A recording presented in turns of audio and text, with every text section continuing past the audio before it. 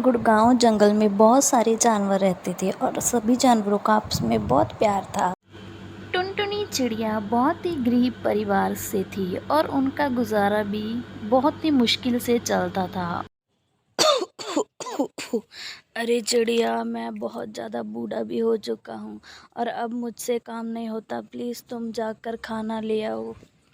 अच्छा ठीक है, तुम घर पे ही रहना, मैं गोलू को भी हमारे साथ ही लेकर आऊंगी, वो खेलने गया है। और चिड़िया ऐसा बोलकर वहाँ से उड़ जाती है। चिड़िया भोजन लेकर घर पे चली जाती है। दोनों माँ और बेटी भोजन लेकर घर पे चली जाती है।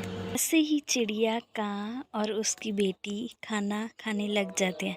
मम्मा मम्मा, आज कितने दिनों बाद हमने ये फ्रूट्स खाए हैं और कितना अच्छा लग रहा है। काफ़ी दिन गुजर जाते हैं। कां की तबीयत बहुत ज़्यादा बिगड़ जाती है और वो बीमार हो जाता है और वो एक दिन मर जाता है।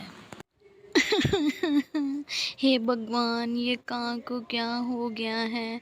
अब मेरे घर का गुजारा कैसे चलेगा? मैं अपनी बच्ची को कैसे पालूंगी?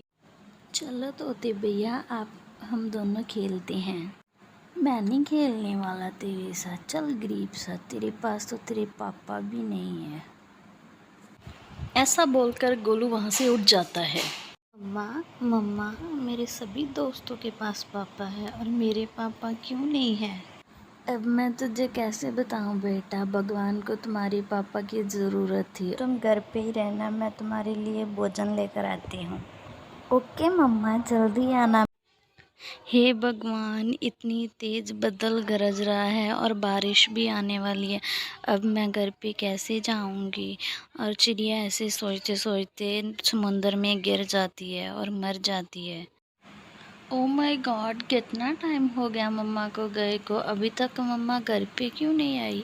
और इतने में वहाँ पर चिड़िया उड़ती हुई आती है और गोलू से सवाल करती है, क्या हुआ गोलू बेटा, तुम इतने उदास क्यों लग रहे हो?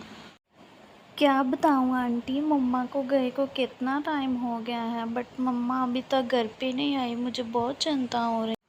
अब कोई फ़ायदा नहीं है गिल्लू, तुम्हारी मम्मा कभी वापस नहीं आएंगे।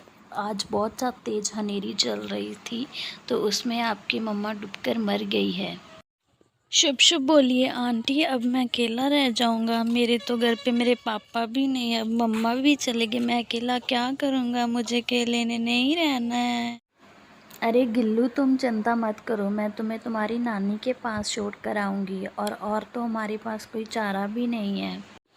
ऐसा बोलकर दोनों वहाँ से उड़ जाते हैं और उनकी नानी के घर जाते हैं। वो दोनों उड़ते उड़ते उसकी नानी के घर पहुँच जाते हैं। उसकी नानी गोलू को गले लगा लेती है और चुप करने के लिए बोलती है, चुप करो बेटा, रोते नहीं। अब वो दोनों नानी और नाती खुशी खुशी रहने लगते हैं।